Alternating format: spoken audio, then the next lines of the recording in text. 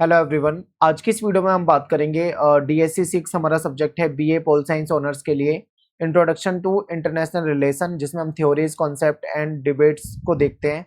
तो ये सारे जो इसमें इस सब्जेक्ट के जितने भी इंपॉर्टेंट क्वेश्चन बनते हैं वो सारे के सारे क्वेश्चन आपको इस सिंगल वीडियो में मिल जाएंगे। ये वन शॉट वीडियो होने वाली है, ठीक है। सेमेस्टर 2 के लिए होने वाली है, बहुत ध्यान से आपको देखना है। एग्जाम में आपके यही क्वेश्चन आएंगे। टेलीग्राम ग्रुप ज्वाइन कर लो, यहाँ पे आपको पीडीएफ नोट्स अवेलेबल करा दिए जाएंगे। सबसे पहला क्वेश्चन है कि अंतर्राष्ट्रीय संबंधों के मार्क्सवादी दृष्टिकोण का विश्लेषण कीजिए। यानी जो अंतर्राष्ट्रीय संबंध है उसका आपको मार्क्सवादी नजरिया जो है वो बताना है, ठीक है। तो देखते हैं, मार्क्सवादी दृष्टिकोण अंतर्राष्ट्रीय संबंधों के अध्ययन का एक महत्वपूर्ण आलोचनात्मक दृष्टिकोण है। तो यानी कि जब हम अंतर्राष्ट्रीय संबंधों को पढ़ते हैं तो मार्क्सवादी जो नजरिया है यानी जो दृष्टिकोण है ये एक महत्वपूर्ण दृष्टिकोण माना जाता है, ठीक है। ये दृष्टिकोण जो है ये कार्ल मार्क्स और जो फ्रेडरिक एंगल्स हैं इनके विचारों पे आधारित है, ठीक है। तो ये दोनों नाम याद रखने हैं आपको, एक तो मार्क्स का नाम हो जाएगा, दूसरा एंगल्स का हो जाएगा, ठीक है।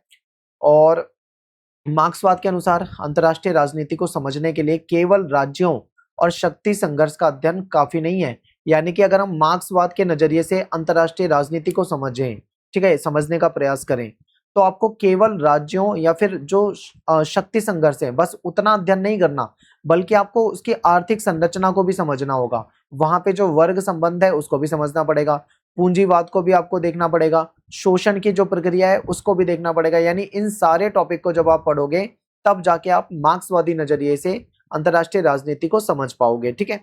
फिर क्या होता है कि जो मार्क्सवादी विद्वान हैं ये मानते हैं कि अंतर्राष्ट्रीय संबंधों की प्रकृति को वैश्विक पूंजीवादी व्यवस्था के संदर्भ में समझा जाना चाहिए।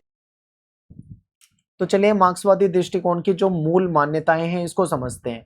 तो सबसे पहले आर्थिक आधार का महत्व, यानी मार्क्सवाद जो है, मार्क्सवाद के अनुसार समाज और राजनीति की संरचना का आधार जो होता है वो आर्थिक व्यवस्था है, ठीक है। यानी मार्क्सवाद के अकॉर्डिंग अगर हम देखें तो समाज और राजनीति की जो स्ट्रक्चर है ये आर्थिक व्यवस्था होती है, ये आर्थिक नजरिए से भी इसको देख रहे हैं, ठीक है। यानी कि अंतर्राष्ट्रीय राजनीति भी आर्थिक हितों और उत्पादन संबंधों से प्रभावित होती है। इसलिए राज्यों के व्यवहार को समझने के लिए उनकी आर्थिक संरचना को समझना जरूरी है। यानी कि किसी देश में आर्थिक संरचना क्या है, वहां पे आर्थिक विकास कितना हो रखा है, ठीक है, इस नजरिए से भी हमें किसी देश की राजनीति को समझना है। फिर ये कहते हैं वर्ग संघर्ष की अवधारणा, यानी मार्क्सवादी दृष्टिकोण जो होता है उसका केंद्रीय विचार जो होता है वो वर्ग संघर्ष होता है, ठीक है। अब मैं आपको थोड़ा सा समझा देता हूँ। अगर आपने मार्क्सवादी विचारधारा को पढ़ा होगा तो मार्क्सवादी ये मानते हैं कि समाज में दो तरह के लोग होते हैं, ठीक है। दो तरह के लोग कौन से होते हैं? एक तो होते हैं पूंजीपति लोग, पूंजीपति लोग में आते हैं पैसे वाले लोग, ठीक है, धनी लोग। इनको कहा जाता है शोषण करने वाला व्यक्ति, यानी ये शोषण करते हैं। दूसरी तरफ होते हैं गरीब लोग। अब गरीब लोग में कौन आएंगे? मजदूर भी आ जाएंगे इसमें, ठीक है। और जो फैक्ट्रियों में काम करने वाले लोग हैं, किसान लोग हैं, ये सारे जो मतलब जो गरीब लोग हैं ये आ जाएंगे।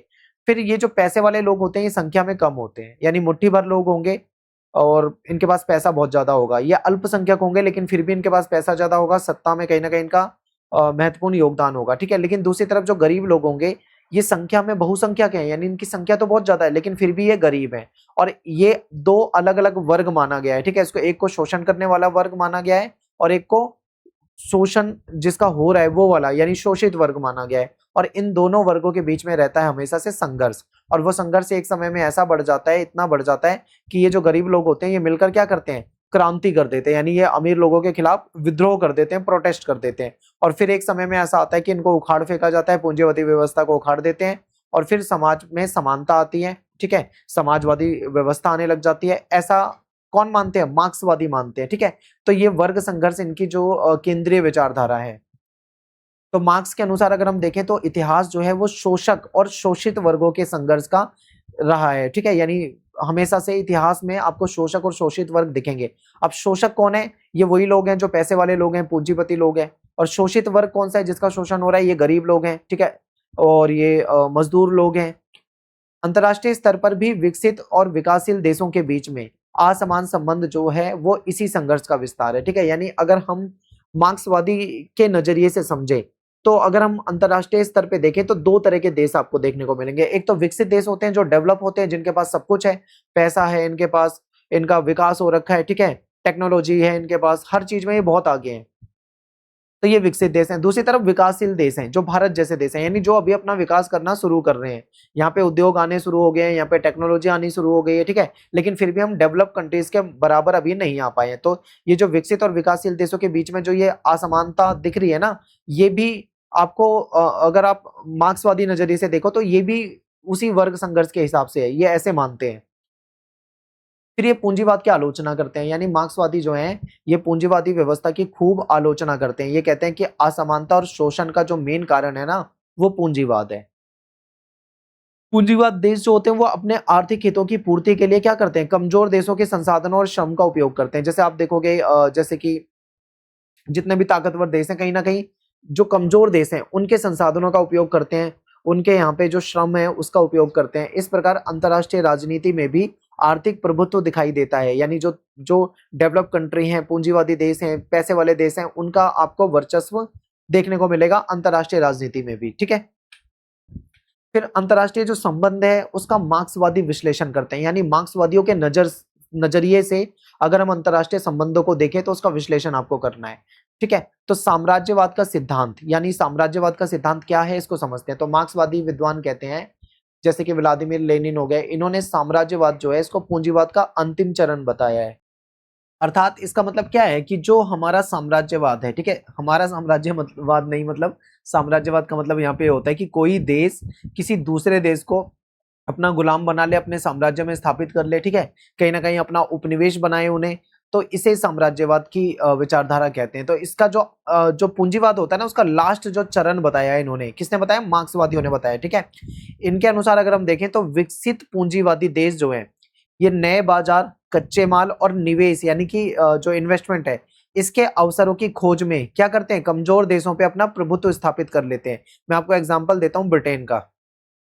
ब्रिटेन जो था उसने भारत को अपना गुलाम बनाया था, ठीक है, सिर्फ भारत को अपना गुलाम नहीं बनाया था, उसने श्रीलंका को भी गुलाम बनाया था और भी देशों को अपना गुलाम बना रखा था, ठीक है। तो ये क्या था, ये भारत को इसने गुलाम क्यों बनाया, तो मेन चीज यही थी कि हमारे यहाँ से इनको संसाधन चाहिए थे, यानी कच्चा माल चाहिए था, हमारे यहाँ से सस्ते मजदूर चाहिए थे, ठीक है, हमारे संसाधनों का इस्तेमाल करना था। और भारत को एक बाजार के नजरिए से भी देखते थे, क्योंकि हमारे यहाँ से कच्चा माल ले जाते थे, अपने यहाँ पे मैन्युफैक्चरिंग करते थे, प्रोडक्ट बना के वापस भारतीयों को ही बेच देते थे, ठीक है। तो इस तरीके से क्या करा इन्होंने, कमजोर देशों पे अपना प्रभुत्व स्थापित कर लिया, यानी भारत जो था ब्रिटेन से कमजोर था, तो ब्रिटेन ने क्या करा, भारत पे अपना प्रभुत्व स्थापित कर लिया। तो ये एग्जांपल से आप अच्छे से याद रख पाओगे इसको, ठीक है। इसलिए साम्राज्यवाद जो है ना, ये पूंजीवादी विस्तार की स्वाभाविक प्रक्रिया है। फिर विश्व प्रणाली दृष्टिकोण, तो जो इमैनुअल वॉलस्टीन जो है, इन्होंने विश्व प्रणाली यानी वर्ल्ड सिस्टम का सिद्धांत दिया है। अगर इसके अनुसार आप देखोगे तो विश्व अर्थव्यवस्था जो है वो 3 भागों में बटी हुई है, ठीक है, इनके सिद्धांत के हिसाब से। सबसे पहला है केंद्र। केंद्र में इन्होंने, केंद्र देश में कौन से देश को माना है इन्होंने, विकसित देश जो हैं, जो समृद्ध राष्ट्र हैं, यानी जो ताकतवर देश हैं, ठीक है, जो पैसे वाले देश हैं, जो डेवलप कंट्री है, इन्होंने इनको क्या बोला है, केंद्र देश बोला है। फिर दूसरे नंबर पे ये कहते हैं अर्ध परिधि देश, अर्ध परिधि देश, और तीसरे नंबर पे ये कहते हैं परिधि देश, ठीक है। यानी ये देश जो है ये विकासशील, जो परिधि देश है ये विकासशील देश है, गरीब राष्ट्र हैं, क्योंकि अभी इन्होंने क्या करा है, विकास करना शुरू करा है, ठीक है। केंद्र देश जो हैं ये परिधि देशों का आर्थिक शोषण करते हैं, यानी ये जो ताकतवर देश हैं ये इन देशों का शोषण करते हैं और अपनी समृद्धि को बनाए रखते हैं, ठीक है। तो हमने यहाँ पे समझा। अब हमने देखो एक चीज हमने यहाँ पे नहीं समझी है, वो है अर्ध परिधि देश। यानी हमने केंद्र देश देख लिया, ये विकसित देश हैं, और हमने परिधि देश देख लिया, ये विकासशील देश हैं, और ये इन दोनों के बीच में आते हैं, ठीक है, इसलिए मैंने इसको बीच में लिखा हुआ है। बीच का मतलब क्या है, कहने का मतलब है ना तो ये बहुत ज्यादा डेवलप है केंद्र देशों की तरह, और ना ही ये अभी विकासशील है, ये इन दोनों के बीच में आते हैं, ठीक है। तीसरा पॉइंट है हमारा पर निर्भरता, यानी डिपेंडेंसी सिद्धांत। तो मार्क्सवादी विचारकों ने पर निर्भरता सिद्धांत विकसित किया है।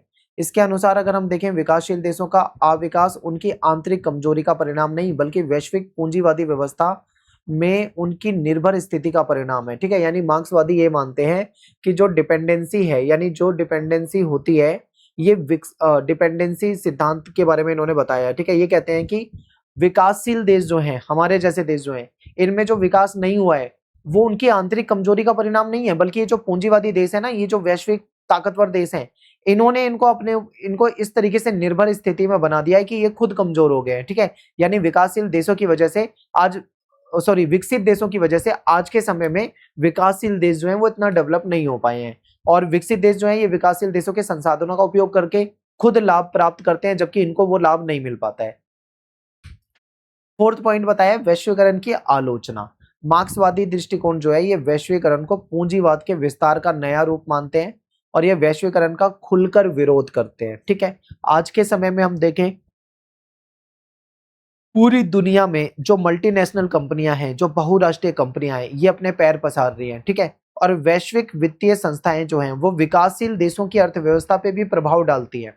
अब आज के समय में देखो कि मल्टीनेशनल कंपनियां पूरी दुनिया में आ रही हैं, जिसके कारण क्या हो रहा है कि जो खासकर अगर मैं बात करूं विकासशील देशों की, तो उनपे इसका ज्यादा प्रभाव पड़ता है, ठीक है। वहां की सरकारें जो होती है कहीं ना कहीं उनको इनसे टैक्स मिल जाता है, ठीक है, और ये कंपनियां उनके लोगों को रोजगार भी दे देती हैं, तो इसलिए विकासशील देश जो होते हैं कहीं ना कहीं इन कंपनियों के आगे झुक जाते हैं, और आर्थिक असमानताओं को भी ये बढ़ाती है, ये भी आपको याद रखना है।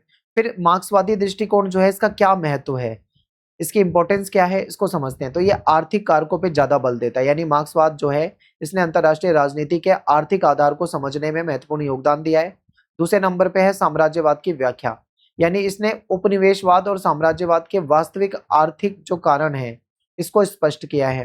तीसरे नंबर पे आता है वैश्विक असमानता की समझ, यानी मार्क्सवादी दृष्टिकोण को अगर हम देखें तो इसने विकसित और विकासशील देशों के बीच में जो असमानता है, ठीक है, जो असमान संबंध है, इसको समझाने में भी हमारी मदद की है।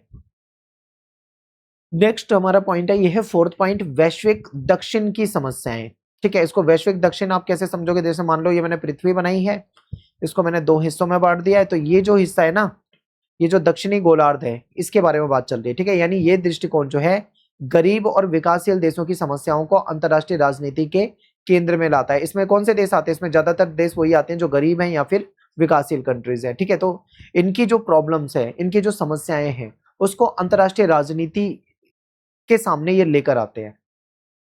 अब ये जो सिद्धांत है ना, इसकी ये मार्क्सवादी जो दृष्टिकोण है इसकी आलोचना भी होती है। आलोचना कैसे होती है, आर्थिक निर्धारणवाद कहा जाता है। आलोचक कहते हैं कि मार्क्सवाद जो है ये राजनीति और संस्कृति की तुलना में आर्थिक कारकों को ज्यादा महत्व देते हैं, ठीक है। यानी ना तो ये संस्कृति को महत्व दे रहे हैं, ना राजनीति को महत्व दे रहे हैं, ये केवल आर्थिक कारकों पे चर्चा कर रहे हैं, जो कि सही नहीं है।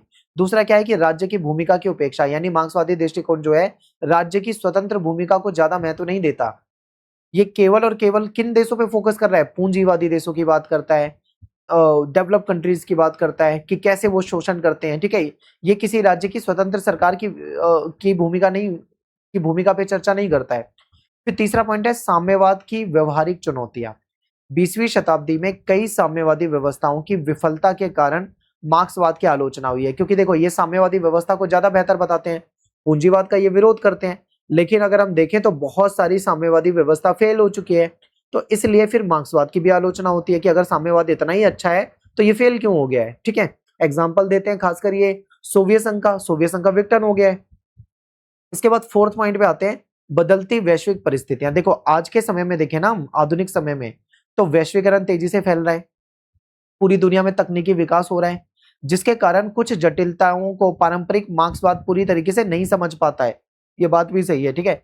यानी कि देखो मार्क्सवाद केवल आलोचना करता रहता है, वैश्वीकरण की आलोचना करेगा, तकनीकी विकास की आलोचना करेगा, डेवलप कंट्री की आलोचना करेगा, लेकिन वो ये नहीं देख रहा कि आज की दुनिया में वैश्वीकरण जो है तेजी से फैल रहा है, और पूरी दुनिया में इसके कारण तकनीकी विकास भी हो पा रहा है। इसके लाभ भी तो हैं, अगर इसके नुकसान है तो इसके फायदे भी है, लेकिन इसके फायदे को ये नहीं देख रहा है, केवल नुकसान को देखता है, ठीक है, जिसकी वजह से इसकी आलोचना की जाती है। एंड में आपको बताना है निष्कर्ष, यानी कि मार्क्सवादी दृष्टिकोण अंतरराष्ट्रीय संबंधों को आर्थिक संरचना, वर्ग संघर्ष और पूंजीवाद और साम्राज्यवाद के संदर्भ में समझाता है। यह दृष्टिकोण बताता है कि अंतरराष्ट्रीय राजनीति केवल राज्यों के बीच में संघर्ष नहीं है, बल्कि वैश्विक आर्थिक जो असमानता है, जो शोषण की प्रक्रिया है, उससे भी प्रभावित हो रही है, ठीक है। यानी मार्क्सवादी विचारधारा ने जो है शोषण करने वाले जो ग्रुप है उसकी बात करी है, पूंजीवाद की बात की है, साम्राज्यवाद का विरोध किया है, ठीक है, और अंतरराष्ट्रीय राजनीति में कैसे ये प्रभावी होता है इसके बारे में बात करी है, और विकासशील देशों को क्या नुकसान उठाने पड़ते हैं ये बातें की है, ठीक है। तो यही चीज आपको लास्ट में निष्कर्ष में बतानी थी। अगला क्वेश्चन है अंतरराष्ट्रीय संबंध क्या है, इसकी उत्पत्ति बतानी है और इसके विकास के बारे में बताना है। ठीक है, तो देखिए अंतरराष्ट्रीय संबंध यानी इंटरनेशनल रिलेशन, जिसको शॉर्ट में हम आईआर बोल देते हैं, ये मुख्य रूप से राजनीति विज्ञान की एक महत्वपूर्ण शाखा है। ठीक है, यानी राजनीति विज्ञान के अंतर्गत हम अंतरराष्ट्रीय संबंधों का अध्ययन करते हैं। इस बात का इसमें अध्ययन करते हैं हम कि किस प्रकार से विभिन्न राष्ट्र जो है, राष्ट्र राज्य जो है, नेशन स्टेट जिसको कहा जाता है, ये गैर सरकारी संगठन यानी जो एनजीओ होते हैं, ठीक है, और जो अंतर्राष्ट्रीय संस्थाएं होती है जैसे यूएनओ हो गया, वर्ल्ड बैंक हो गया, आईएमएफ हो गया, तो इनके साथ कैसे संबंध रखते हैं, फिर राजनीति, अर्थशास्त्र, सुरक्षा, संघर्ष और सहयोग, इन विषयों में कैसे इंटरेक्शन करते हैं आपस में, इन सब चीजों को हम अंतर्राष्ट्रीय संबंधों के अंतर्गत पढ़ते हैं। ठीक है, यानी कोई देश दूसरे देशों के साथ कैसे संबंध रखता है, चाहे वो राजनीतिक संबंध हो, चाहे वो आर्थिक संबंध हो, या कोई डिफेंस का मामला हो, या उसका कोई किसी देश के साथ संघर्ष हो, या किसी देश के साथ कोई समझौता यानी कोई सहयोग हो। ठीक है, इन सभी चीजों का हम इसमें अध्ययन करते हैं। इसके साथ साथ जो इंटरनेशनल ऑर्गेनाइजेशन है, जैसे यूएनओ में कैसा योगदान है उसका, वर्ल्ड बैंक, आईएमएफ, ठीक है, इसमें क्या योगदान है इसको देखते हैं, और जो एनजीओ है, एनजीओ के साथ क्या है रिलेशन है, इसको भी देखा जाता है। तो अंतरराष्ट्रीय संबंधों का अगर अर्थ देखें हम, तो इसमें क्या होता है, इसमें विभिन्न देशों के बीच में राजनीतिक, आर्थिक, सैन्य और सांस्कृतिक और कूटनीतिक संबंधों का अध्ययन होता है। फॉर एग्जांपल मैं आपको यहाँ पे देता हूँ, जैसे मान लो इंडिया है, दूसरी तरफ मान लीजिए आप इंडिया है, कोई भी देश ले लो, जैसे मान लो फ्रांस है, तो भारत और फ्रांस के बीच में कैसे संबंध है, राजनीतिक संबंध कैसे हैं, आर्थिक संबंध कैसे हैं। ठीक है, राजनीतिक संबंध जैसे हमारे देश के नेता उन देशों के नेताओं से बात करते हैं नहीं करते हैं, वहां पे मिलते हैं नहीं मिलते हैं, उनके देश के लीडर हमारे यहाँ पे आते हैं नहीं आते हैं, और कोई समझौता कर रहे हैं कोई, या फिर आर्थिक में क्या हो जाएगा कि इन दोनों देशों के बीच में ट्रेड होता है या नहीं होता, व्यापार कैसा है। ठीक है, सैन्य समझौता, कई बार क्या होता है, दो देशों की सेनाएं आपस में मिलकर संयुक्त अभियान करती हैं, ठीक है, ऑपरेशन चलाती हैं, तो क्या ऐसा इनका कोई समझौता है, हथियार वगैरह खरीदते हैं आपस में या नहीं खरीदते हैं। ठीक है, सैन्य टेक्नोलॉजी या कोई डिफेंस के मामले में कोई इनपुट आपस में शेयर करते हैं नहीं करते हैं, सांस्कृतिक या कूटनीतिक संबंध कैसा है, इन सब चीजों का अध्ययन क्या होता है, अंतरराष्ट्रीय संबंधों में किया जाता है। इससे ये समझा जाता है कि राज्य, या राज्य का मतलब यहाँ पे सरकार से, ठीक है, यानी राज्य अपने राष्ट्रीय हितों को पूरा करने के लिए दूसरे राज्यों से कैसा संबंध रखता है। जैसे कि कहने का मतलब है भारत की सरकार है, वो अपने राष्ट्रीय हितों के लिए पूरा करने के लिए दूसरे देशों की जो सरकार है उसके साथ कैसा संबंध बनाती है, इसका अध्ययन जो है हमको यहाँ पे करना होता है। बिल्कुल सिंपल है एकदम। ठीक है, आपने देखा होगा जो हमारे प्राइम मिनिस्टर है नरेंद्र मोदी जी, वो क्या करते हैं, वो विभिन्न देशों में विजिट करते हैं।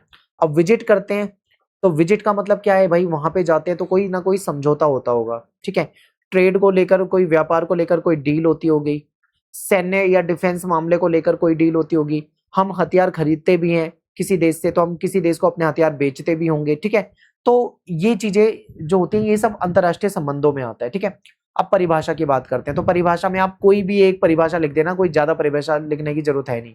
जैसे मान लो आप पहली परिभाषा जो है हैंस जे मार्गेनथाउ, इनके अनुसार देखें, ये कहते हैं कि अंतरराष्ट्रीय संबंध जो है ये राष्ट्रों के बीच में जो शक्ति के लिए संघर्ष होता है वो होता है। ठीक है, यानी ये चीज होती है। तो आप बस एक लाइन का ये लिख लो, कोई भी एक लाइन का याद कर लो।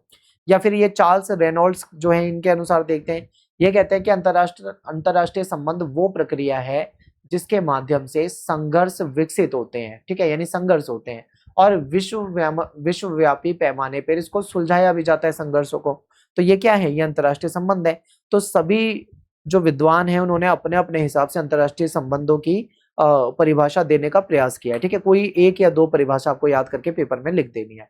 अब इसका स्कोप की बात करते हैं, यानी इसका विषय क्षेत्र क्या होता है। तो अंतरराष्ट्रीय संबंध जब हम पढ़ते हैं तो हम किन किन चीजों को पढ़ते हैं। ठीक है, तो देखिए हम विदेश नीति पढ़ते हैं, फिर हम अंतरराष्ट्रीय सुरक्षा के बारे में पढ़ते हैं, युद्ध के बारे में पढ़ते हैं, शांति के बारे में पढ़ते हैं, वैश्वीकरण पढ़ते हैं, अंतरराष्ट्रीय आतंकवाद को पढ़ते हैं, पर्यावरण को पढ़ते हैं, मानवाधिकार को पढ़ते हैं, अंतरराष्ट्रीय कानूनों को पढ़ते हैं, अंतरराष्ट्रीय संगठनों को पढ़ते हैं। ठीक है, तो ये सारी चीजें जो है हम इंटरनेशनल रिलेशन के अंतर्गत पढ़ते हैं।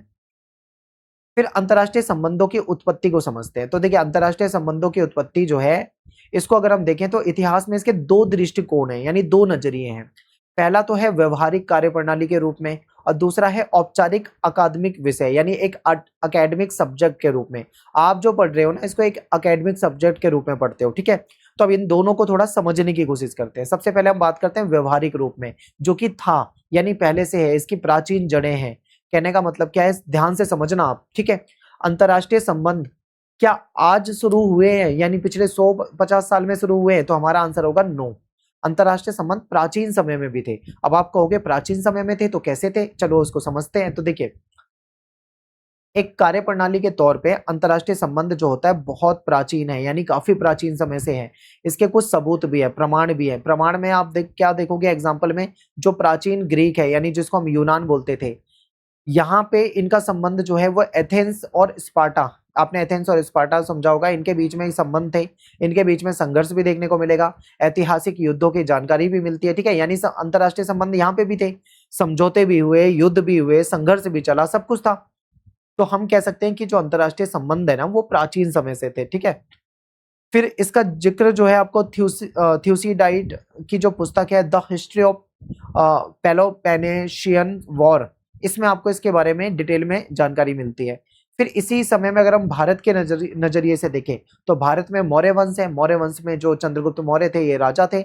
आचार्य चाणक्य यानी कौटिल्य जिनको कहा जाता है वो इनके दरबार में मंत्री थे। ठीक है, इन्होंने अपना ग्रंथ लिखा था अर्थशास्त्र, उसमें मंडल सिद्धांत दिया हुआ है। उस मंडल सिद्धांत में भी ये चर्चा है कि विभिन्न देशों का यानी विभिन्न राज्यों का दूसरे यानी पड़ोसी जो राज्य होते हैं, पड़ोसी जो देश होते हैं उनके साथ संबंध होते हैं, और इन संबंधों को हम क्या बोलते हैं, विदेश नीति बोलते हैं। ठीक है, अब संबंध अच्छे भी हो सकते हैं किसी देश के साथ, तो किसी के साथ बुरे संबंध भी हो सकते हैं। तो यहाँ पे हमने क्या समझा, हमने ये समझा कि ये जो इंटरनेशनल रिलेशन है ना, ये आज से नहीं है, प्राचीन समय में भी होते थे। ठीक है, अब चलते हैं थोड़ा सा आधुनिक नजरिए से देखते हैं, यानी आधुनिक राष्ट्र राज्य प्रणाली की शुरुआत जो है वो 1648 में हुई थी।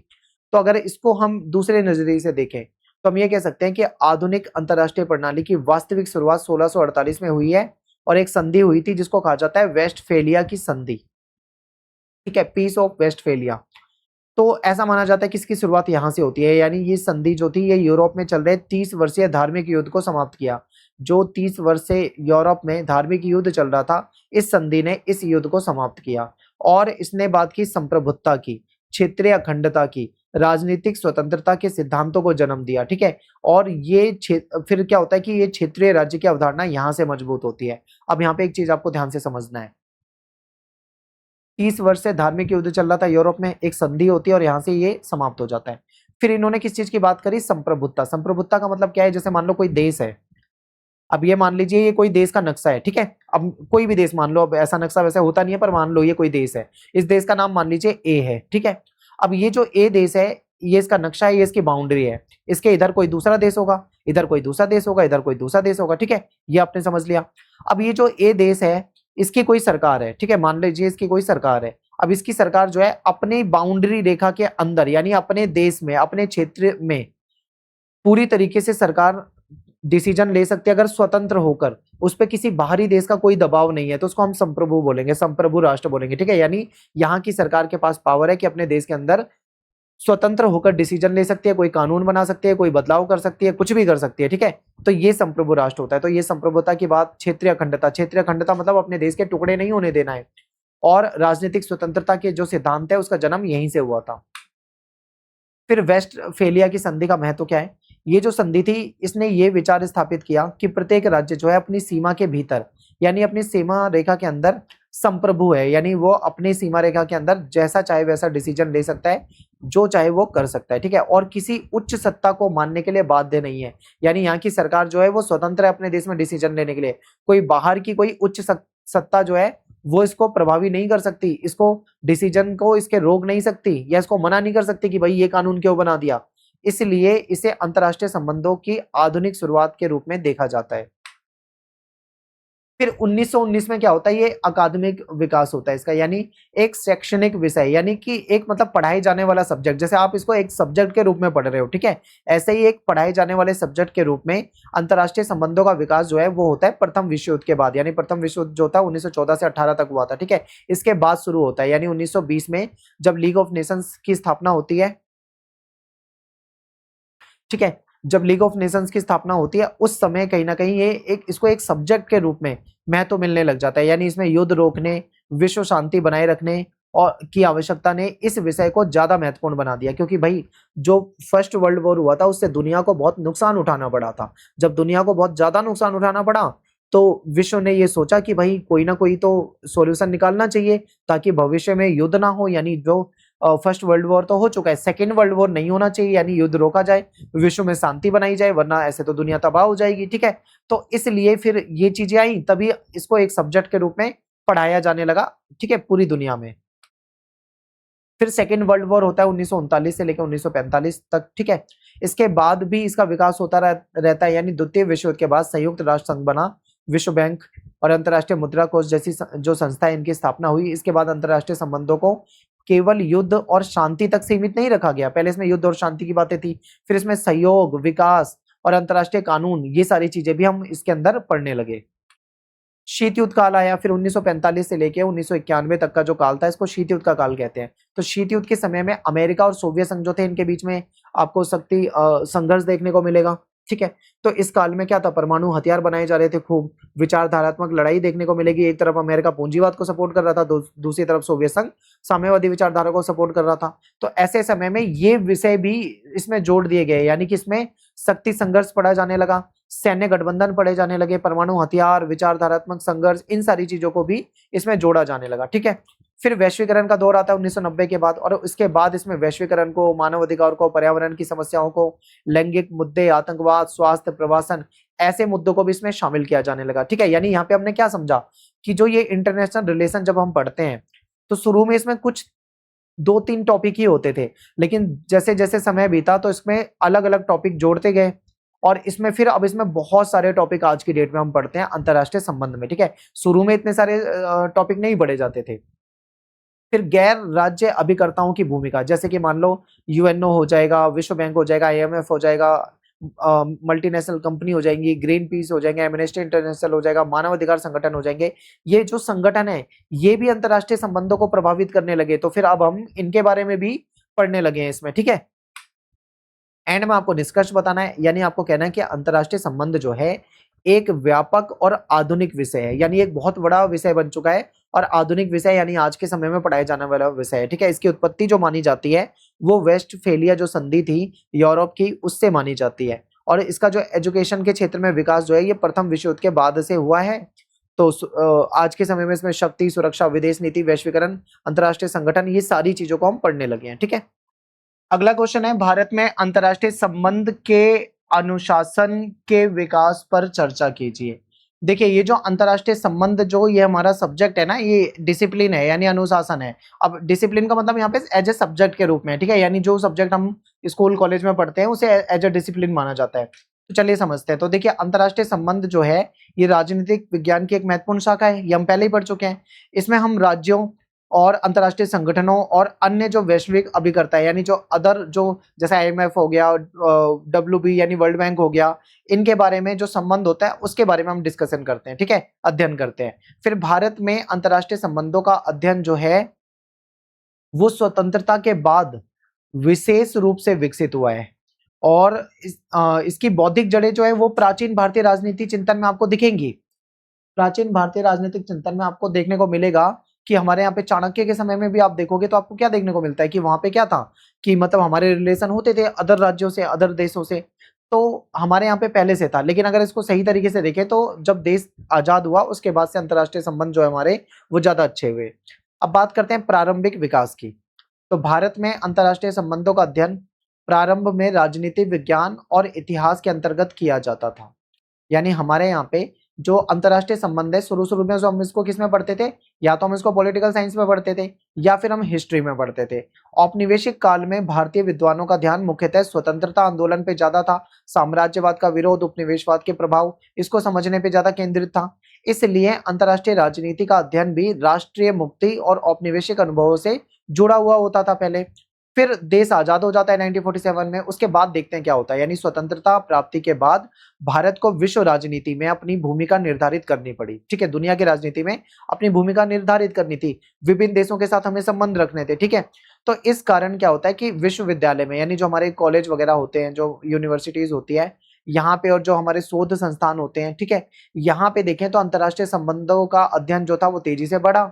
फिर भारत की विदेश नीति, गुटनिरपेक्ष आंदोलन, उपनिवेशवाद का विरोध, एशिया अफ्रीका एकता, विश्व शांति जैसे जो विषय हैं, ये इसके अध्ययन का महत्वपूर्ण क्षेत्र बने। ठीक है, हमारे यहाँ पे जो इंटरनेशनल रिलेशन है उसके अंदर हम क्या क्या पढ़ते थे, तो उसके अंदर हम पढ़ते थे हमारे देश की विदेश नीति, ठीक है, गुटनिरपेक्ष आंदोलन यानी नॉन अलाइंग मूवमेंट, फिर उपनिवेशवाद का विरोध, और एशिया अफ्रीका के बीच में जो एकता है इसके बारे में हम पढ़ते हैं, विश्व शांति के बारे में पढ़ते हैं। तो ये सारी जो टॉपिक है हमको इसमें पढ़ना पड़ता है, यानी इंटरनेशनल रिलेशन में पढ़ना पड़ता है। ठीक है, फिर नेहरू और अंतर्राष्ट्रीय संबंधों का विस्तार। तो पंडित जवाहरलाल नेहरू ने भारत की विदेश नीति को आकार दिया, पंचशील का समझौता करा चाइना के साथ, गुटनिरपेक्षता की नीति अपनाई, उपनिवेशवाद का विरोध करा, शांतिपूर्ण सह अस्तित्व के सिद्धांतों ने भारतीय अंतर्राष्ट्रीय संबंध का जो अध्ययन है उसको एक नई दिशा प्रदान करी। यानी ये सारे टॉपिक जो है हम अंतर्राष्ट्रीय संबंध के अंतर्गत पढ़ते हैं। इससे क्या होता है, भारतीय विद्वानों का ध्यान जो था वो पश्चिमी शक्ति राजनीति से आगे बढ़ा और विकासशील देशों की समस्याओं पर भी केंद्रित हुआ। नेक्स्ट है पॉइंट हमारा, पश्चिमी प्रभुत्व की चुनौती।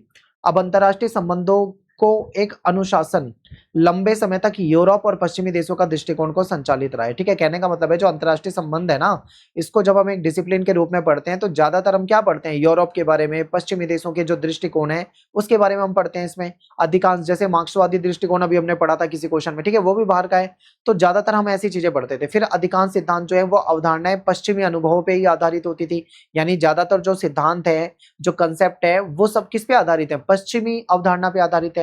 जबकि एशिया, अफ्रीका और लैटिन अमेरिका जो हैं, इनके अनुभवों को उतना महत्व नहीं दिया जाता था इंटरनेशनल रिलेशन के अंदर। ठीक है, फिर नेक्स्ट पॉइंट है भारतीय स्वदेशी दृष्टिकोण, यानी हमें एक स्वदेशी दृष्टिकोण की आवश्यकता थी। केवल पश्चिमी देशों के बारे में पढ़ना, उनके सिद्धांतों को पढ़ना, उनके अनुभवों को पढ़ना, ये सही नहीं था, हमें अपने देश के नजरिए से भी देखना था। ठीक है, तो फिर हमारे जो विद्वान थे उनको ऐसा महसूस हुआ कि केवल पश्चिमी सिद्धांतों के आधार पर अंतरराष्ट्रीय राजनीति को पूरी तरीके से नहीं समझा जा सकता है।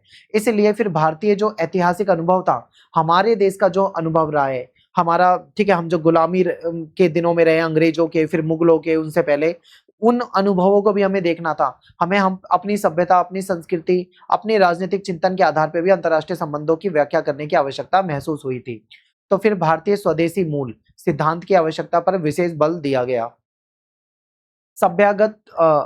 सभ्यतागत मूल्यों का समावेश। ठीक है, तो देखिए भारतीय अंतर्राष्ट्रीय संबंध अध्ययन में अहिंसा, सह अस्तित्व, वसुधैव कुटुंबकम, शांति, सहयोग और बहुलवाद, ऐसी जो संस्थागत मूल्य हैं इनको महत्व दिया गया। इन मूल्यों ने भारत के वैश्विक दृष्टिकोण को विशिष्ट बनाया और अंतर्राष्ट्रीय संबंधों के अध्ययन में नई संभावनाएं जो थी वो प्रस्तुत की। ठीक है, फिर अब देखते हैं, देखो ये सारी भारत की विचारधारा है, अहिंसा, सह अस्तित्व, वसुधैव कुटुंबकम, शांति, सहयोग। फिर इन चीजों को भी महत्व दिया जाने लगा। अब केवल अंग्रेजों यानी जो पश्चिमी देश हैं उनकी चीजों को फॉलो नहीं कर रहे हैं, बल्कि हमारे देशों में जो चीजें थी उसको भी फॉलो किया जाने लगा है। समकालीन विकास, फिर वैश्वीकरण के दौर में भारतीय अंतर्राष्ट्रीय संबंधों का क्षेत्र जो था वो और बढ़ा। फिर इसमें सुरक्षा, आतंकवाद, पर्यावरण, मानवाधिकार और वैश्विक स्वास्थ्य, जलवायु परिवर्तन, आर्थिक सहयोग, क्षेत्रीय संगठन, बहुपक्षीय कूटनीति जैसे जो टॉपिक हैं, यानी ये जो सारे टॉपिक आप देख रहे हो ना, ये सारे विषय भी इसमें शामिल किए गए। और हमारे जो विश्वविद्यालय हैं, शोध संस्थान है, थिंक टैंक है, उन्होंने भी क्या करा, इस क्षेत्र में महत्वपूर्ण योगदान दिया, यानी इन्होंने भी इन टॉपिक को उसमें शामिल करवाया और इसका अध्ययन अब किया जाता है। ठीक है, तो अब समझते हैं इसके निष्कर्ष को। आपको लास्ट में बताना है कि भारत में अंतर्राष्ट्रीय संबंधों का जो अनुशासन है वो औपनिवेशिक अनुभव, स्वतंत्रता आंदोलन, नेहरूवादी विदेश नीति और भारतीय सभ्यतागत मूल्यों के आधार पर विकसित हुआ। यानी इसमें हमने पश्चिमी देशों की जो चीजें थी उसको भी पढ़ा, फिर हमने उनके अनुभवों को भी पढ़ा, फिर हमारे देश में स्वतंत्रता आंदोलन को भी पढ़ा, नेहरू के समय में जो विदेश नीति थी उसको भी शामिल किया, और भारतीय जो सभ्यता है उसके हमारे जो मूल्य है उसको भी हमने शामिल किया। ठीक है, तो इस तरीके से हमारी विदेश नीति जो थी वो विकसित हुई इसके आधार पे। प्रारंभ में क्या होता था, केवल पश्चिमी सिद्धांतों से ही प्रभावित था, लेकिन समय के साथ भारतीय विद्वानों ने स्वदेशी दृष्टिकोण और अपने भारतीय अनुभव जो थे वो भी इसमें शामिल किए। ठीक है, तो ये आपको चीजें समझानी थी यहाँ पे। अगला क्वेश्चन है, आदर्शवाद और यथार्थवाद के बीच में अंतर बताइए। अंतरराष्ट्रीय संबंधों के अध्ययन में आदर्शवाद, ठीक है, और यथार्थवाद, ये दो प्रमुख सिद्धांत होते हैं। आदर्शवाद जो है विश्व शांति, नैतिकता, सहयोग और अंतरराष्ट्रीय संस्थाओं की भूमिका पे ज्यादा बल देता है, जबकि यथार्थवाद जो होता है ये शक्ति, राष्ट्रीय हित, संघर्ष को अंतरराष्ट्रीय राजनीति की वास्तविकता मानता है। तो दोनों दृष्टिकोण जो है अंतर्राष्ट्रीय संबंधों को समझने में अलग अलग तरीके से प्रस्तुत करते हैं। ठीक है, अब यहाँ पे एक अंतर है वो आपको समझना है। आदर्शवाद थोड़ा आदर्श बातें करता है, जैसे विश्व में शांति होनी चाहिए, नैतिकता होनी चाहिए, सहयोग होना चाहिए, अंतर्राष्ट्रीय संस्थाओं पे भूमिका पे बल देता है। लेकिन ये रियलिटी पे बात करता है, यथार्थवाद, यानी शक्ति बढ़ाओ, कौन सा देश कब खतरा बन जाए कुछ नहीं पता, राष्ट्रीय हित सबसे ऊपर है, संघर्ष को अंतर्राष्ट्रीय राजनीति की वास्तविकता मानता है, यानी संघर्ष तो चलते ही है। ठीक है, तो ये दोनों सिद्धांत जो है ये महत्वपूर्ण है। अब आदर्शवाद और यथार्थवाद जो है, ये सिद्धांत जो है, इसके बीच में अंतर क्या है पहले इसको समझते हैं। तो देखिए, मानव स्वभाव के बारे में इनका क्या दृष्टिकोण है ये समझते हैं। तो आदर्शवाद ये कहता है कि मानव का जो स्वभाव होता है, जो नेचर होता है, वह मूलतः अच्छा होता है, सहयोगी है। ठीक है, यानी ये मानव के स्वभाव को अच्छा और सहयोगी मानता है। इसके अनुसार लोग जो होते हैं वो लोग और राज्य शांति तथा सहयोग की दिशा में काम करते हैं। ठीक है, यानी जो लोग हैं, जो राज्य यानी सरकार है, वो शांति और सहयोग की दिशा में काम करती है। ऐसा कौन मानता है? आदर्शवाद मानता है। अब यहीं पे यथार्थवाद क्या मानता है भाई? यथार्थवाद ये मानता है कि मानव जो है स्वभाव से स्वार्थी होता है, लालची है। ठीक है, शक्ति प्रेरित इसको मानते हैं। यानी इसके अनुसार संघर्ष होता है मानव प्रकृति का स्वभाव का परिणाम है। ये जो संघर्ष है ना, ये मानव के नेचर का ही परिणाम है। अगर एक्चुअल में देखा जाए तो यथार्थवाद थोड़ा सही में सच्चाई दिखाता है, क्योंकि मानव जो होता है वो स्वभाव से स्वार्थी होता है, वो अपना हित जो होता है वो सबसे पहले देखता है। ठीक है, तो यहाँ पे जो है आपको समझना है दोनों के बीच में अंतर। अब यहाँ पे देखें अंतरराष्ट्रीय राजनीति की प्रकृति को कैसे देखता है आदर्शवाद और यथार्थवाद। आदर्शवाद कहता है कि अंतरराष्ट्रीय राजनीति जो है इसको सहयोग और शांति स्थापित करने का माध्यम मानता है, यानी अंतरराष्ट्रीय राजनीति क्या है? ये सहयोग और शांति को स्थापित करती है। लेकिन यथार्थवाद क्या कहता है कि अंतरराष्ट्रीय राजनीति को शक्ति और राष्ट्रीय हितों के लिए संघर्ष का क्षेत्र मानता है। थर्ड पॉइंट है राष्ट्रीय हित का महत्व।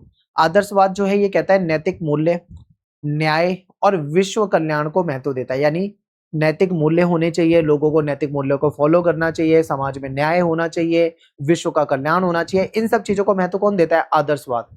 यथार्थवाद जो है वो राष्ट्रीय हित को सर्वोच्च मानता है, यानी अपने देश का हित हमारे लिए सबसे ऊपर है। ठीक है, तथा राज्य जो है अपने हितों की रक्षा के लिए कार्य करते हैं, यानी सरकार जो होती है अपने हितों की रक्षा के लिए काम करते हैं। यथार्थवाद जो है वो ये बताता है।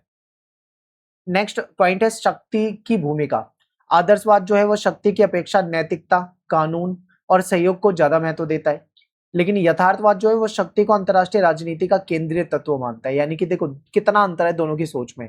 आदर्शवादी लोग जो हैं, जो इस विचारधारा को मानते हैं, वो कहते हैं कि शक्ति की अपेक्षा हमें ताकत बढ़ाने की बजाय नैतिकता पे ध्यान देना चाहिए, कानून पे, सहयोग को ज्यादा महत्व देना चाहिए। लेकिन यथार्थवाद जो है वो यहाँ पे कहता है कि हमें अपनी शक्ति पे फोकस करना है, क्योंकि अंतर्राष्ट्रीय राजनीति का केंद्रीय तत्व जो होता है वो शक्ति होती है। क्योंकि आप देखो आज के समय में जो शक्तिशाली देश है उसका ही वर्चस्व सब जगह दिखेगा। ब्रिटेन ने अगर हमें गुलाम बना के रखा 200 साल तक, तो क्यों रखा? क्योंकि वो हमसे ज्यादा शक्तिशाली था। ठीक है, तो शक्ति ज्यादा इंपॉर्टेंट है। अगर आप इन सब चक्करों में पड़ोगे ना तो ये उतना ज्यादा कामयाब नहीं है। क्योंकि आप देखो हमारे पड़ोसी देशों को, चाइना को देखो आप एक तरफ, पाकिस्तान को देखो, बांग्लादेश को देखो, अगर आप इनके साथ ये सोचोगे नैतिकता की बात करो, कानून और सहयोग की बात करो, सहयोग की भावना रखो, तो ये ना रखने वाले हैं सहयोग। आपको ताकत बढ़ा के रखनी पड़ेगी। अगर ताकतवर रहोगे तभी इनको कंट्रोल किया जा सकता है। ठीक है, तो ये चीजें आपको ध्यान रखना है। नेक्स्ट है युद्ध और शांति। आदर्शवाद मानता है कि अंतरराष्ट्रीय संगठन, कूटनीति और सहयोग के माध्यम से युद्ध को रोका जा सकता है। ठीक है, कौन मानता है? आदर्शवाद मानता है। यानी अगर हम अंतरराष्ट्रीय संगठन जैसे यूएनओ का इस्तेमाल करें, कूटनीति का इस्तेमाल करें, सहयोग के माध्यम से युद्ध रुक जाते हैं, ऐसा इनको लगता है। लेकिन रियलिटी, यथार्थवाद क्या कहता है कि इनके अनुसार युद्ध और संघर्ष जो है ये अंतरराष्ट्रीय राजनीति का स्वाभाविक वास्तविकता है, ये चलता ही रहेगा। आप आज से 200 साल पीछे चले जाओ, युद्ध और संघर्ष तब भी थे, आज भी युद्ध और संघर्ष देखने को मिलते हैं। ठीक है, दुनिया का आप दुनिया की न्यूज उठा के देख लो, आपको कहीं ना कहीं युद्ध और संघर्ष देखने को मिलेगा। आज से 200 साल बाद भी देखोगे तो युद्ध और संघर्ष चलता रहेगा, ये खत्म होने वाली चीज है ही नहीं। यथार्थवाद जो है वो बिल्कुल रियलिटी पे बात करता है। ठीक है, और अंतरराष्ट्रीय संगठन जैसा कि देखो आज के समय में, देखो मैं आपको इसका सटीक एग्जांपल देखते हो, आपने अमेरिका और ईरान वाला भी सुना होगा क्या चल रहा है। इसराइल का आप देखते हो, फिलिस्तीन और लेबनान से चलता ही रहता है युद्ध। तो आप देखो क्या दुनिया में अंतरराष्ट्रीय संगठन नहीं है? यूएनओ है, बिल्कुल है। कूटनीति और सहयोग की बातें करें तो क्या युद्ध रुक जाते हैं? तो बिल्कुल भी नहीं रुकते, कहीं ना कहीं युद्ध होते ही रहते हैं। तो यहाँ पे यथार्थवाद जो होता है वो ज्यादा सटीक बताता है कि ये संघर्ष जो है ये पहले भी चलते आ रहे थे, आज भी चल रहे हैं और आगे भी चलते रहेंगे, ये सच्चाई है। ठीक है, नेक्स्ट है अंतर्राष्ट्रीय संगठनों के प्रति क्या दृष्टिकोण होना चाहिए। तो आदर्शवाद कहता है कि संयुक्त राष्ट्र संघ जैसे अंतर्राष्ट्रीय संगठन जो है इनको विश्व शांति के लिए महत्वपूर्ण मानता है, यानी विश्व की शांति के लिए बहुत इंपॉर्टेंट है। यथार्थवाद क्या मानता है कि अंतर्राष्ट्रीय संगठन तभी प्रभावी होते हैं जब शक्तिशाली राज्य उनका समर्थन करे। ये बिल्कुल सही है। जब ताकतवर देश समर्थन करते हैं ना, तभी ये यूएनओ जैसे जो संगठन है ये काम आते हैं, वरना अमेरिका के खिलाफ क्या कर लेता है यूएनओ, आपने देखा होगा। चाहे उसने इराक पे हमला करा हो या कुछ भी हो, कहीं पे भी यूएनओ काम नहीं आता है, ठीक है, खासकर अमेरिका जैसे ताकतवर देशों के खिलाफ। नेक्स्ट है अंतर्राष्ट्रीय कानून। आदर्शवाद अंतर्राष्ट्रीय कानून और नियमों की प्रभावशीलता में विश्वास रखता है, यानी अंतर्राष्ट्रीय कानून जो है, नियम जो है, ये प्रभावशाली हैं, इनकी प्रभावशीलता पे विश्वास रखता है। लेकिन यथार्थवाद जो है वो कहता है कि कानून से अधिक महत्वपूर्ण राज्य की शक्ति यानी सरकार की शक्ति है और उसके हित होते हैं। प्रमुख विचारक आदर्शवाद को कौन मानते हैं? वुड्रो विल्सन मानते हैं, नॉर्मन एंजल जो है ये मानते हैं। यथार्थवाद को कौन मानते हैं? हैंस जे मॉर्गेथाउ हो गए, ई एच कार हो गए, केनेथ वॉल्टर्स हो गए, ये इसको इस विचारधारा को मानते हैं। लास्ट में आपको निष्कर्ष बताना है, यानी आदर्शवाद और यथार्थवाद अंतरराष्ट्रीय संबंधों के दो विपरीत दृष्टिकोण है, यानी एक दूसरे के अपोजिट है। आदर्शवाद जो बात कहेगा ये उसका अपोजिट कहेगा यथार्थवाद, ठीक है, ये एक दूसरे के अपोजिट है। आदर्शवाद सहयोग, नैतिकता और विश्व शांति पे बल देता है, जबकि यथार्थवाद जो है ये शक्ति, राष्ट्रीय हित और संघर्ष को अंतरराष्ट्रीय राजनीति की वास्तविकता के रूप में देखता है, ठीक है। तो ये अंतर जो था आपको इसमें बताना था। अगला क्वेश्चन है अंतरराष्ट्रीय संबंध के नारीवादी सिद्धांत पे एक निबंध लिखें।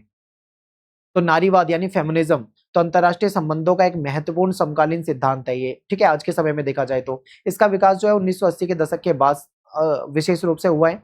नारीवादी दृष्टिकोण जो है वो ये तर्क देता है कि अंतरराष्ट्रीय संबंधों के जो पारंपरिक सिद्धांत हैं, ये यथार्थवाद और उदारवाद, इसने महिलाओं के अनुभव, उनकी भूमिका और उनके योगदानों की अपेक्षा की है, ठीक है, यानी ये महिलाओं की बात करता है। ये कहता है कि जो पुराने सिद्धांत है, यथार्थवाद हो जाए, चाहे उदारवाद ले लो या आप आदर्शवाद ले लो, कोई भी सिद्धांत ले लो, वो नारियों की यानी महिलाओं की जो भूमिका है उसको ज्यादा महत्व नहीं देता है, ठीक है। फिर नारीवाद अंतरराष्ट्रीय राजनीति को लैंगिक दृष्टिकोण से समझने का प्रयास करते हैं। जो फेमिनिस्ट हैं वो क्या कहते हैं कि अंतरराष्ट्रीय जो राजनीति है उसको हम जेंडर के नजरिए से समझेंगे, ठीक है। और ये दिखाता है कि विश्व राजनीति, युद्ध, सुरक्षा, अर्थव्यवस्था या फिर कूटनीति, इन सब पर लैंगिक असमानताओं का गहरा प्रभाव पड़ता है, ठीक है। आगे हम इसको डिटेल में समझेंगे। सबसे पहले हम बात करते हैं कि नारीवाद का अर्थ क्या है, नारीवाद का क्या मतलब होता है।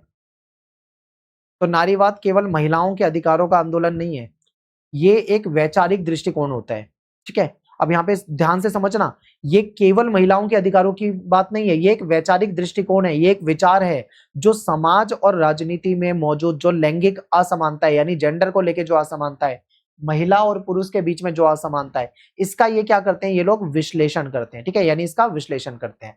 अंतरराष्ट्रीय संबंधों में नारीवाद जो है ये प्रश्न उठाता है कि महिलाओं की आवाज और अनुभवों को नीति निर्माण तथा सिद्धांतों में पर्याप्त स्थान क्यों नहीं मिला, ठीक है, बहुत ध्यान से समझिए। यानी ये किस चीज को के लिए आवाज उठाता है, ये आवाज इसलिए उठाता है कि अंतरराष्ट्रीय संबंध जो है यहाँ पे महिलाओं की आवाज को क्यों नहीं महत्व दिया जाता, महिलाओं के अनुभवों को नीति निर्माण में, पॉलिसी बनाते समय महिलाओं के अनुभव क्यों नहीं शामिल किए जाते, महिलाओं के विचारों को क्यों नहीं शामिल किया जाता है, ठीक है, ये सिद्धांत हमको बताता है। नारीवादी सिद्धांत का उद्भव। अंतरराष्ट्रीय संबंधों में नारीवादी दृष्टिकोण का विकास शीत युद्ध के अंतिम चरण में हुआ, यानी जब शीत युद्ध का अंतिम चरण था उस समय नारीवादी सिद्धांत जो था आता है 1980 के बाद, ठीक है। नारीवादी जो विद्वान है उन्होंने तर्क दिया था कि पारंपरिक अंतरराष्ट्रीय संबंध सिद्धांत पुरुष केंद्रित यानी मैन सेंट्रिक थे, ठीक है, यानी क्या होता था कि जो नारीवादी विद्वान थे इन्होंने हमेशा ये तर्क दिया था कि जो भी अंतरराष्ट्रीय संबंध सिद्धांत बनते हैं वो केवल पुरुष केंद्रित होते हैं, उसमें महिलाओं को तो कोई स्थान दिया ही नहीं जाता, महिलाओं के विचार, महिलाओं के अनुभव को तो शामिल ही नहीं किया जाता। फिर ये कहते हैं कि वे शक्ति, युद्ध और राज्य पर अधिक ध्यान देते हैं, जबकि महिलाओं, परिवार देखभाल और मानव सुरक्षा, सामाजिक न्याय जैसे जो मुद्दे हैं इसकी उपेक्षा करते हैं। नारीवादी सिद्धांत की प्रमुख मान्यता क्या है इसको समझते हैं। तो ये लैंगिक असमानता पे बल देते हैं, यानी नारीवादी सिद्धांत कहते हैं कि विश्व राजनीति में पुरुषों का ज्यादा महत्व है, उनको ज्यादा प्रभुत्व मिला हुआ है, उनका वर्चस्व है। निर्णय लेने वाली संस्था हो गई, सेना हो गई, सरकार हो गई या अंतरराष्ट्रीय संगठन हो जाए, हर जगह पुरुषों को ही महत्व दिया जाता है, महिलाओं का तो वहां पे प्रतिनिधित्व ना के बराबर रहता है या फिर बहुत कम रहता है। दूसरा है पारंपरिक सिद्धांतों की आलोचना। नारीवाद जो है यथार्थवाद और उदारवाद की आलोचना करता है, क्योंकि ये सिद्धांत मुख्यतः राज्यों, शक्ति और सुरक्षा पर केंद्रित है। ठीक है, नारीवादी विद्वानों के अनुसार अंतर्राष्ट्रीय संबंधों के अध्ययन में महिलाओं के अनुभव और सामाजिक संबंधों को शामिल किया जाना चाहिए। ये कहते हैं कि भाई जो अंतर्राष्ट्रीय संबंध होते हैं ना, उसका जब अध्ययन किया जाता है तो उसमें महिलाओं के भी जो अनुभव है उसको भी समझो, सामाजिक संबंधों को भी शामिल करो। केवल पुरुषवादी जो विचारधारा है वो उससे काम नहीं चलेगा। ठीक है, फिर ये कहते हैं नेक्स्ट पॉइंट है सुरक्षा की नई अवधारणा, नया कॉन्सेप्ट जो है। नारीवादी दृष्टिकोण कहता है कि सुरक्षा को केवल सैन्य सुरक्षा तक सीमित नहीं मानता, इसमें गरीबी, भेदभाव, घरेलू हिंसा, मानव तस्करी, यौन शोषण, असमानता, ठीक है, इसकी सुरक्षा के भी महत्वपूर्ण मुद्दे होते हैं, इनको भी शामिल किया जाना चाहिए। केवल आप क्या करते हो, मतलब सुरक्षा की बात आती है तो सीधा सैन्य सुरक्षा की बात करते हो, उसमें गरीबों की बात नहीं करते, भेदभाव की बात नहीं करते, जो महिलाओं के साथ घरेलू हिंसा होती है उसकी बात नहीं करते, जो ह्यूमन ट्रैफिकिंग होती है उसकी बात नहीं कहते, जो महिलाओं के साथ यौन शोषण होता है उसकी बात नहीं करते। तो इन मुद्दों को भी तो शामिल करो, ऐसा मानते हैं ये।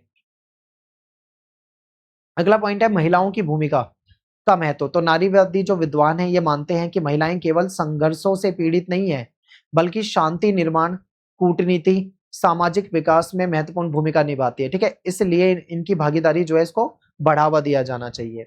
नेक्स्ट है वैश्विक न्याय और समानता। नारीवाद जो है विश्व राजनीति में समानता, मानवाधिकार और सामाजिक न्याय को बढ़ावा देता है। इसका उद्देश्य ऐसी अंतर्राष्ट्रीय व्यवस्था का निर्माण करना है जिसमें सभी लिंगों को समान अवसर और समान सम्मान मिलना चाहिए। ठीक है, यानी ये कहते हैं कि हर जगह महिलाओं को क्या मिलना चाहिए, समान अवसर मिलने चाहिए, उनको पुरुषों जितना ही सम्मान मिलना चाहिए। ठीक है, उनके साथ जो भेदभाव होता है वो भेदभाव नहीं होना चाहिए। अब नारीवाद की जो विभिन्न धाराएं हैं इसको समझते हैं। सबसे पहला है उदार नारीवाद, ये लिबरल है थोड़ा, यानी ये महिलाओं की शिक्षा और महिलाओं को रोजगार दिया जाए, उनके राजनीतिक अधिकारों में समान अवसर उनको मिले, इस पे ज्यादा बल देता है। दूसरा है मार्क्सवादी नारीवादी विचार, ये महिलाओं का जो शोषण होता है और आर्थिक और जो पूंजीवादी संरचना है उससे जोड़कर देखते हैं। ठीक है, तीसरा है रेडिकल यानी उग्र नारीवाद, यानी ये पितृसत्तात्मक व्यवस्था जो है इसको महिलाओं की असमान स्थिति का मुख्य कारण मानते हैं, क्योंकि समाज में पुरुषों को ज्यादा महत्व दिया जाता है, ये इसको मेन कारण मानते हैं कि इसीलिए महिलाओं को के साथ भेदभाव होता आया है। ठीक है, फोर्थ है हमारा उत्तर औपनिवेशिक नारीवाद, ये विकासशील देशों की जो महिला हैं उनके अनुभव और उनकी जो समस्या है उसको ज्यादा महत्व देता है। ठीक है, यानी पश्चिम जो केंद्रित दृष्टिकोण है इसकी खूब आलोचना ये करता है।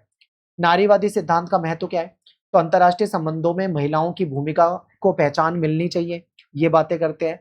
मानव सुरक्षा की अवधारणा को और विस्तारित किया जाए, केवल सैन्य सुरक्षा तक शामिल ना किया जाए, गरीबी, महिला के साथ जो यौन शोषण होता है, महिला के साथ जो अत्याचार होता है, घरेलू हिंसा होती है, इसको भी शामिल किया जाए, और लैंगिक समानता और मानव अधिकारों पर ध्यान ठीक है, बढ़ाना चाहिए।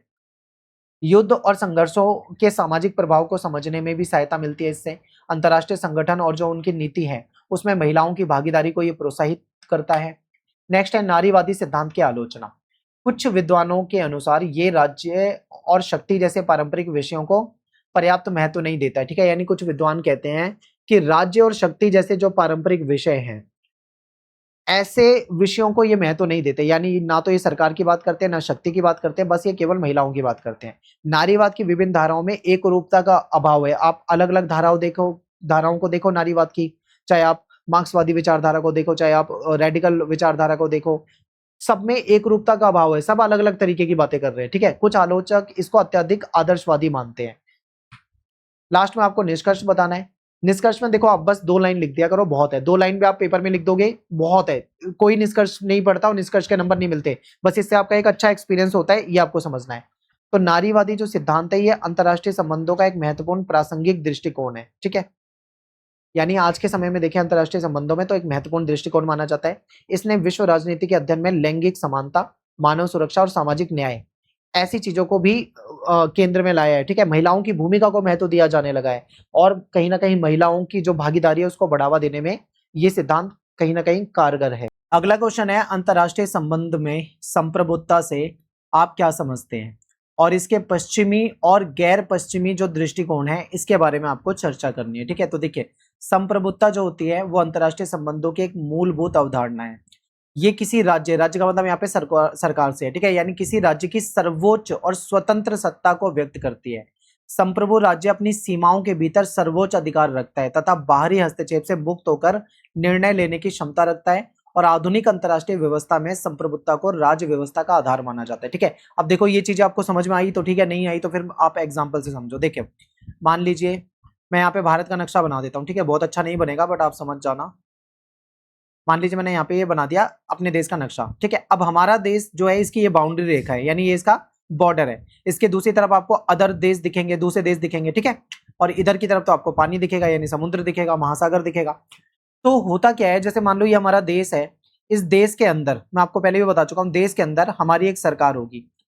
वो सरकार क्या करेगी, अपने पूरे भारत के लिए, यानी भारत की सरकार होगी, पूरे भारत पे उसका अधिकार होगा और वो उसके लिए कानून बनाएगी। तो सरकार अगर हमारी स्वतंत्र है, अपने देश में डिसीजन लेने के लिए बाहरी किसी शक्ति के हिसाब से डिसीजन नहीं ले रही है, बाहर का कोई देश उसके डिसीजन को प्रभावित नहीं कर रहा है, तो ऐसी सरकार को हम संप्रभु सरकार बोलेंगे। ठीक है, यानी यहाँ पे क्या बताया था कि ये किसी राज्य की सर्वोच्च और स्वतंत्र सत्ता को व्यक्त करती है, यानी हमारी सरकार सर्वोच्च है, सबसे ऊपर है, स्वतंत्र है। ठीक है, फिर संप्रभु राज्य अपनी सीमाओं के भीतर, यानी जो हमारा बॉर्डर है इसके भीतर सर्वोच्च अधिकार रखता है, पूरा अधिकार है सरकार के पास। सरकार चाहे तो कोई राज्य का नाम बदल दे, सरकार चाहे तो दो राज्यों को जोड़ दे, सरकार चाहे तो किसी राज्य को केंद्र शासित प्रदेश बना दे, सरकार जो चाहे वो कर सकती है। ठीक है, और बाहरी हस्तक्षेप से मुक्त होकर, यानी कोई बाहर का कोई हस्तक्षेप नहीं होगा।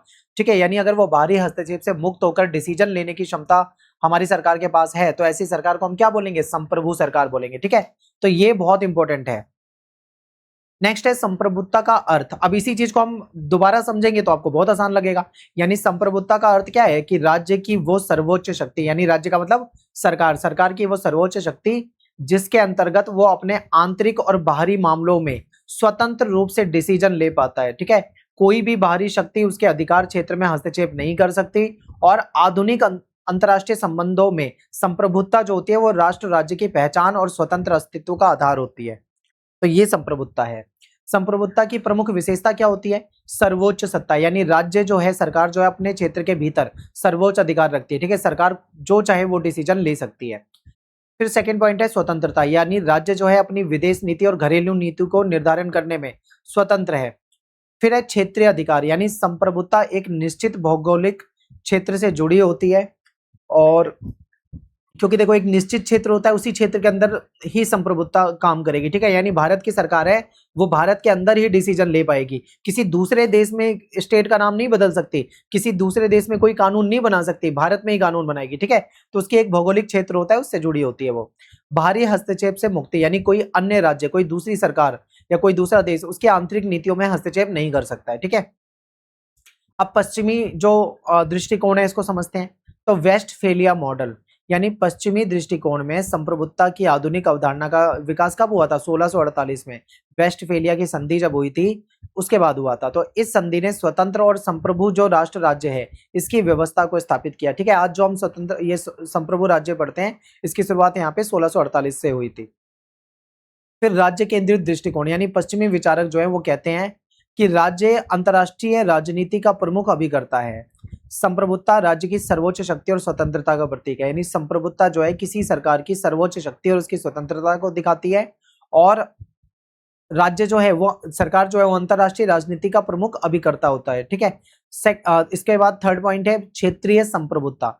पश्चिमी अवधारणा राज्य की निश्चित सीमाओं और क्षेत्रीय नियंत्रण पे बल देती है कि राज्य की एक निश्चित सीमा होती है, उसके अंदर उसका क्षेत्रीय बल, उसका अधिकार होता है। ठीक है, प्रत्येक राज्य अपने क्षेत्र में ही सर्वोच्च अधिकार रखता है, दूसरे के क्षेत्र में अधिकार नहीं रखता।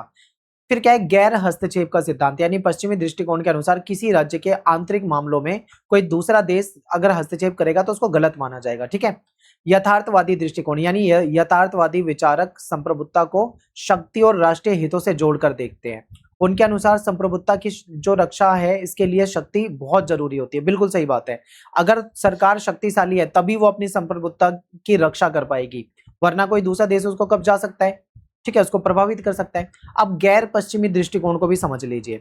इसमें आता है हमारा सभ्यतागत दृष्टिकोण, यानी गैर पश्चिमी समाज संप्रभुता को केवल राजनीतिक शक्ति नहीं मानते बल्कि उसे सांस्कृतिक, ऐतिहासिक और सभ्यतागत मूल्यों से भी जोड़कर देखते हैं। ठीक है, फिर भारतीय दृष्टिकोण को देखेंगे तो हमारी जो परंपरा है उसमें वसुधैव कुटुंबकम, यानी पूरा संसार, मतलब क्या है, पूरा संसार को एक मतलब एक परिवार के रूप में देखती है। फिर इसमें सह अस्तित्व की भावना है, अहिंसा की बात है, सार्वभौमिक कल्याण यानी सबके कल्याण का विचार जो है ये महत्वपूर्ण है। इसलिए संप्रभुता केवल शक्ति के रूप में नहीं बल्कि नैतिक उत्तरदायित्व के रूप में भी देखा जाता है। थर्ड पॉइंट है हमारा उपनिवेशवाद का अनुभव। एशिया और अफ्रीका के देशों ने औपनिवेशिक शासन का अनुभव किया है, यानी गुलाम रहे हैं। इसलिए उनके लिए संप्रभुता जो है वो राष्ट्रीय स्वतंत्रता, आत्मनिर्णय और विदेशी प्रभुत्व से मुक्ति का प्रतीक है। क्यों? क्योंकि हम पे विदेशी देशों का कब्जा रहा है, तो ये मुक्ति का भी प्रतीक है। फोर्थ पॉइंट है सामूहिक सहयोग पर बल, यानी गैर पश्चिमी दृष्टिकोण क्षेत्रीय सहयोग, विकास और साझा हितों को महत्व देता है। इसमें संप्रभुता को पूर्ण अलगाव की बजाय सहयोग के साथ जोड़ा जाता है। ठीक है, यानी कि इसमें क्या है, गैर पश्चिमी दृष्टिकोण जो है इसमें क्षेत्रीय सहयोग को भी देखा जाता है, विकास को भी देखा जाता है, साझा हितों के जो महत्व है उसको भी देखा जाता है, और संप्रभुता को पूर्ण अलगाव के बजाय एक सहयोग के रूप में देखा जाता है। फिर वैश्विक न्याय का महत्व क्या है? तो गैर पश्चिमी विद्वान जो है वो संप्रभुता को समानता, न्याय और विकास के साथ जोड़कर देखते हैं। ठीक है, और वैश्विक शक्ति समानताओं असमानताओं की आलोचना भी करते हैं। अब इसको देखो, अगर हम एक साथ कंपेयर करते हैं तो देखो, जैसे मान लो पश्चिमी दृष्टिकोण है और दूसरा गैर पश्चिमी दृष्टिकोण है। तो पश्चिमी दृष्टिकोण जो है ये राज्य और शक्ति को महत्व देता है, ये सभ्यता, संस्कृति और इतिहास तीनों चीजों को महत्व देता है। इनका प्रमुख विचार विचार क्या रहता है कि संप्रभु राष्ट्र राज्य होना चाहिए। यहाँ पे सहयोग और साझा उत्तरदायित्व की बात होती है। इसका महत्व क्या है? ये क्षेत्रीय नियंत्रण की बात करता है, ये स्वतंत्रता और विकास की बात करता है। ये राज्य केंद्रित दृष्टिकोण है, ये समाज और सभ्यता केंद्रित दृष्टिकोण है। ये राष्ट्रीय हितों की बात करता है, ये वैश्विक न्याय और सह अस्तित्व की बात करता है। तो ये अंतर है दोनों में। ठीक है, अब लास्ट में आपको निष्कर्ष बताना है, यानी कि संप्रभुता जो होती है वो अंतरराष्ट्रीय संबंधों की एक केंद्रीय अवधारणा है, जो राज्य को यानी सरकार की सर्वोच्च और स्वतंत्र सत्ता को दिखाती है। पश्चिमी दृष्टिकोण इसे राज्य की शक्ति, क्षेत्रीय नियंत्रण और गैर हस्तक्षेप के सिद्धांत से जोड़कर देखता है, जबकि गैर पश्चिमी दृष्टिकोण इसे सभ्यतागत मूल्यों, आत्मनिर्णय और सहयोग और वैश्विक न्याय के साथ देखता है।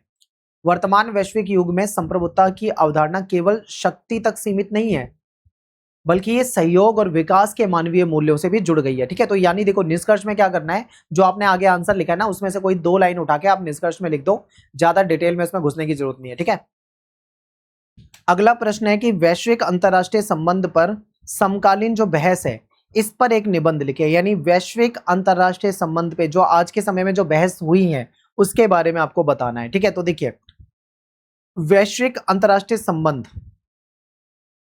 संबंधों के अध्ययन में एक उभरती हुई महत्वपूर्ण अवधारणा मानी जाती है आज की डेट में। ठीक है, इसका उद्देश्य क्या होता है कि अंतरराष्ट्रीय संबंधों के अध्ययन को यूरोप और पश्चिम केंद्रित दृष्टिकोण से बाहर निकालकर उसे ज्यादा समावेशी बनाई जाए, बहुलतावादी बनाई जाए और वैश्विक बनाना। ठीक है, क्योंकि देखो क्या होता है अंतरराष्ट्रीय संबंधों में ना, जो पश्चिमी केंद्रित जो दृष्टिकोण है यही ज्यादा महत्वपूर्ण माना जाता था। बाहर का जैसे एशिया हो गया, अफ्रीका हो गया, लैटिन अमेरिका हो गया, ऐसे देशों को तो ज्यादा महत्व दिया ही नहीं जाता इनके देशों को। तो अब ये कहा जा रहा है कि इसको समावेशी बनाना है, यानी सबके लिए बनाना है, बहुलतावादी बनाना है और वैश्विक बनाना है। ठीक है, ग्लोबल। लंबे समय तक अंतरराष्ट्रीय संबंधों के सिद्धांत और अवधारणाओं पर जो पश्चिमी देश हैं इनका प्रभुत्व रहा है, जिसके कारण एशिया, अफ्रीका और लैटिन अमेरिका के देश जो है या अन्य गैर पश्चिमी समाज जो है उनके अनुभवों को ज्यादा महत्व नहीं मिला, इनको तो बिल्कुल इग्नोर किया गया है। तो इसी पृष्ठभूमि में वैश्विक अंतरराष्ट्रीय संबंध की अवधारणा विकसित हुई है। ठीक है, यानी कि अब पश्चिमी अवधारणा नहीं चलेगी, एक वैश्विक अंतरराष्ट्रीय अवधारणा चलेगी जिसमें दुनिया के सभी देशों को महत्व दिया जाएगा। ठीक है, आगे चलते हैं। वैश्विक अंतरराष्ट्रीय संबंध जो है इसका कंसेप्ट क्या है इसको देखते हैं।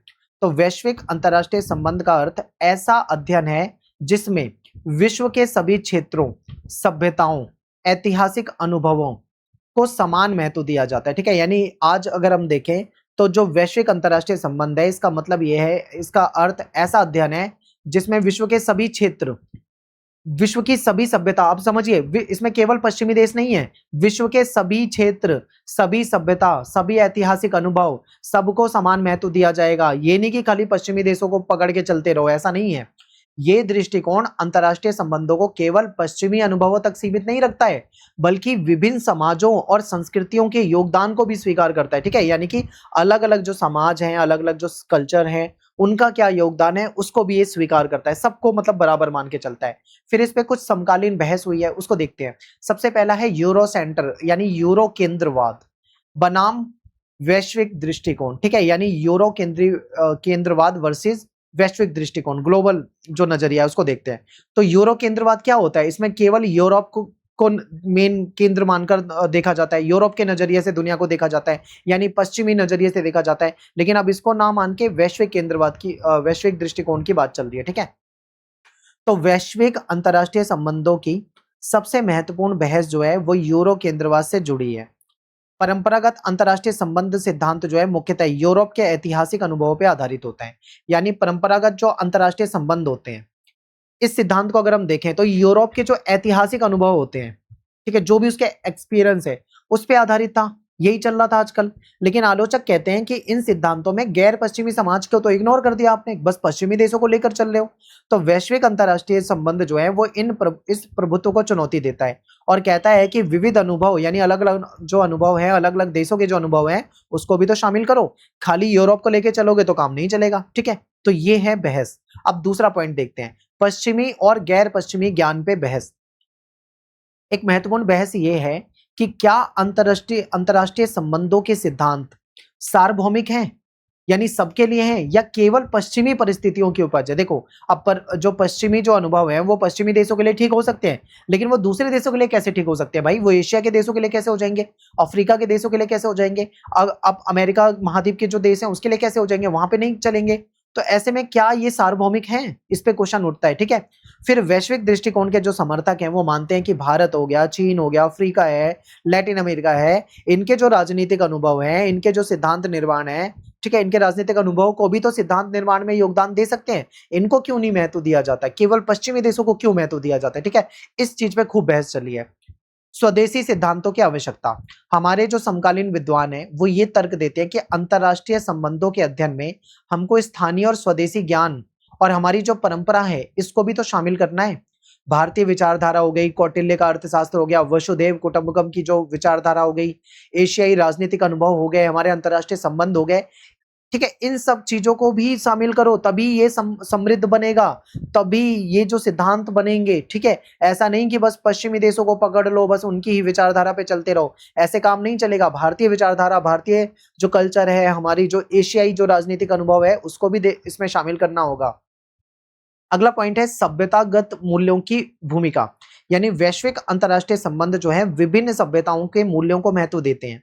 पश्चिमी उदारवाद के साथ साथ एशियाई, अफ्रीकी और इस्लामी जो सभ्यता है इसके विचारों को भी अंतरराष्ट्रीय राजनीति की समझ में शामिल करने पे बल दिया जाता है। यानी पश्चिमी जो उदारवाद है उसके साथ साथ जो एशियाई विचारधारा है, जो अफ्रीका की विचारधारा है, जो इस्लामी सभ्यता है, इनको भी इसमें शामिल किया जाना चाहिए। ठीक है, नेक्स्ट है हमारा वैश्वीकरण और परस्पर निर्भरता।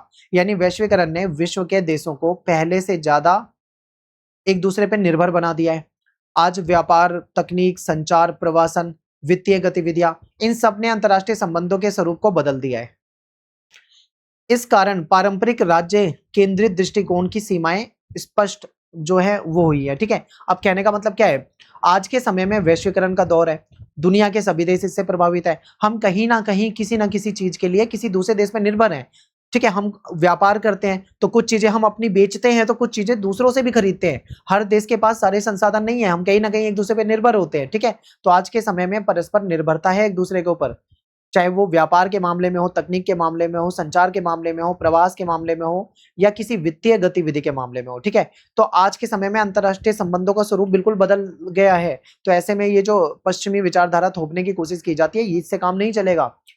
छठा पॉइंट है गैर राज्य अभिकर्ताओं का बढ़ता महत्व। तो आज के समय में जो मल्टीनेशनल कंपनियां होती हैं, जो अंतरराष्ट्रीय जो एनजीओ हैं, या जो मान लो वैश्विक जो सामाजिक आंदोलन हो रहे हैं, या जो बड़े बड़े अंतरराष्ट्रीय संगठन है, चाहे आप आईएमएफ को ले लो, यूएनओ को ले लो, वर्ल्ड बैंक को ले लो, ठीक है, एमनेस्टी इंटरनेशनल को ले लो, ह्यूमन राइट वॉच को ले लो, ऐसे संगठन भी कहीं ना कहीं महत्वपूर्ण भूमिका निभा रहे हैं।